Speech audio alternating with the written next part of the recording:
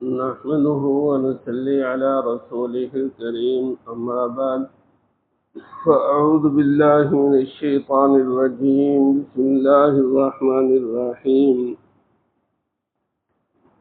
أو كصيب من السماء فيه ظلمات ورعد وبرق يجعلون أصابعهم في آذانهم من الصواعق حذر الموت والله محيط بالكافرين يكاد البرق يخطف أبصارهم كلما أضاء لهم مشوا فيه وإذا أظلم عليهم قاموا ولو شاء الله لذهب بسمعهم وأبصارهم إن الله على كل شيء قدير صدق الله العظيم.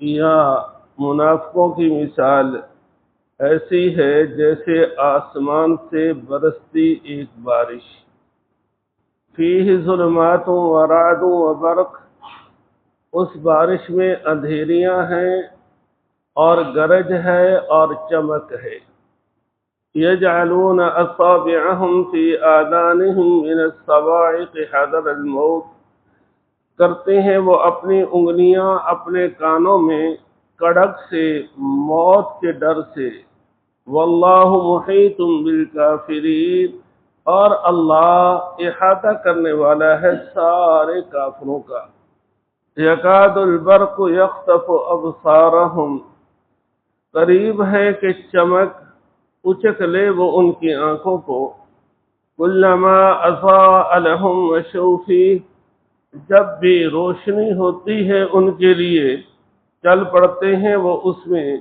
وَإِذَا أَظْلَمَ عَلَيْهِمْ قَامُوا، اور جب اندھیرا ہو جاتا ہے ان پر تو رک جاتے ہیں، وَلَوْ شَاءَ اللَّهُ لَذَهَبَ بِسَمْعِهِمْ وَأَبْصَارِهِمْ، اور اگر چاہتے اللہ تو لے لیتے ان کے کان اور ان کی آنکھیں، إِنَّ اللَّهَ عَلَى كُلِّ شَيْءٍ قَدِيرٌ، بے شک اللہ ہر شے پہ قدرت والے ہیں۔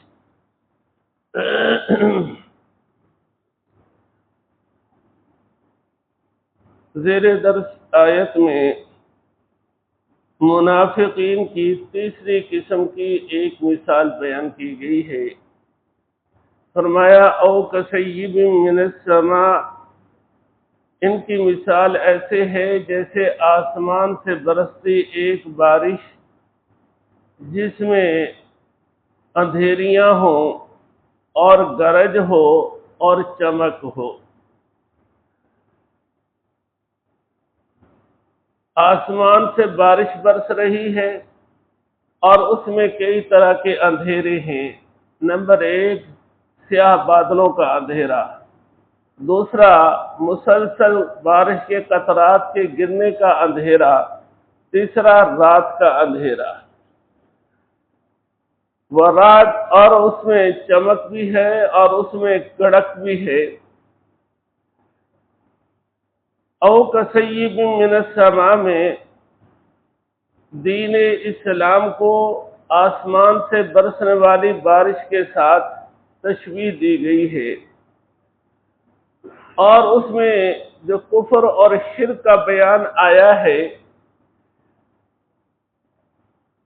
اس کی مشابہت ہے ظلمات کے ساتھ، اور قرآن میں کفر اور شرک پہ سخت وعیدیں بیان کی گئی ہیں، اس کی مشابہت ہے رات کڑک کے ساتھ، اور قرآن کریم میں دلائل بیان کیے گئے ہیں، اس کی مشابہت ہے برق چمک کے ساتھ۔ فرمایا کہ اتنی سخت کڑک کہ یہ ایک موت کے ڈر سے اپنے کانوں میں انگلیاں کرنے لگتے ہیں۔ اس کا مطلب یہ ہے کہ دل سے ایمان نہیں لائے، اوپر اوپر سے ایمان لائے ہیں، اور یہ جو وعیدات قرآن میں بیان ہوئی ہیں یہ اس سے بچنے کے لیے ہیلے بہانے چھوٹے موٹے کرتے ہیں اور دل سے ایمان نہیں لاتے۔ تو کڑک کی وجہ سے موت آنے والی ہو اور آدمی اپنی انگلیاں کانوں میں کر لے تو کیا اس موت سے بچ جائیں گے؟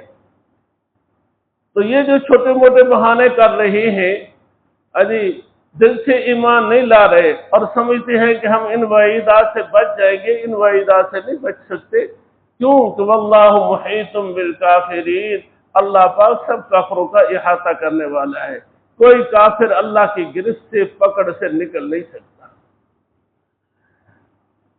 یکاد البرق یخطف ابصارہم، چمک ایسی کہ جس میں یہ ڈر ہے کہ آنکھیں چلی جائیں، یعنی اتنے روشن دلائل ہونے کے باوجود یہ حق کی طرف نہیں آئے۔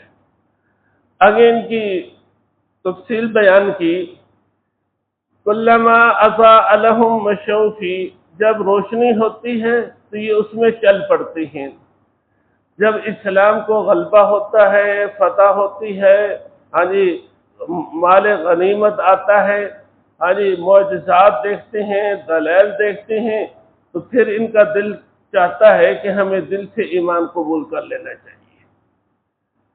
ظاہر سے تو کیا ہوا ہے، دل سے بھی ایمان قبول کر لیں۔ کلما اضاء لهم مشوا فی، کچھ اسلام کی طرف مائل ہونے لگتے ہیں، پھر کیا ہوتا ہے وَإِذَا أَظْلَمَ عَلَيْهِمْ قَامُوا، اور جب ان پہ اندھیرا چھا جاتا ہے تو رک جاتے ہیں۔ وہ اندھیرا کس کا؟ ان کے اپنے خیالات کا، ان کے اپنے جذبات کا، ان کے اپنے تصورات کا، ان کے اپنے مفادات کا، ان کا جو سرداروں سے وڈیروں سے تعلقات اور مفادات ہیں، جب وہ سامنے آتے ہیں تو ایمان کی طرف دل کے اندر رغبت پیدا ہوئی، لیکن پھر یہ چیزیں کیا ہے مانے ہو گئی، پھر وہ ایمان قبول نہیں کیا، اس سے کیا ہے رک گئے۔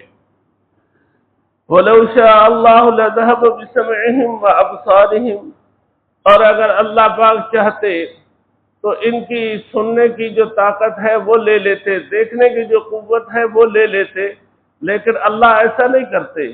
اللہ پاک ڈھیل دیتے ہیں، مہلت دیتے ہیں کہ اگر یہ حق سننا چاہیں تو سن لیں، حق کے نشانات دیکھنا چاہیں تو دیکھ لیں، یعنی ماننا چاہیں تو مان لیں، یعنی باقی یہ کان وغیرہ لے لینا، آنکھیں لے لینا اللہ کے لیے کوئی مشکل نہیں ہے۔ ان اللہ علی کل شیء قدیر، اللہ پاک ہر شے پہ قادر ہے۔ تو اس رکوع میں 13 آیات میں منافقین کا بیان ہوا۔ منافقین کی 3 قسمیں بیان کی گئیں۔ ایک تو وہ جو 100% ایمان والوں کو دھوکہ دینے کے لیے صرف زبان سے ایمان کا اقرار کرتے تھے، دل سے بالکل ایمان نہیں رکھتے تھے۔ دوسرا یہ تھے کہ بھئی کفر اور ایمان کے درمیان بھی کچھ سمجھوتا کی راہ نکالنی چاہیے۔ اور تیسرے یہ کہ دین اسلام کے دلائل سامنے آتے تو کچھ سوچنے لگتے کہ ایمان قبول کر لینا چاہیے۔ جب ان کے اپنے مفادات ان کے سامنے آتے، وہ جو دل سے خیال آیا ہے اس خیال سے بھی رک جاتے۔ یہ 3 قسم کا بیان 13 آیات میں ہوا۔ آگے پھر اللہ پاک کی طرف سے سارے انسانوں کو توحید بجا لانے کی دعوت دی گئی ہے۔ انشاءاللہ کل اس کا درس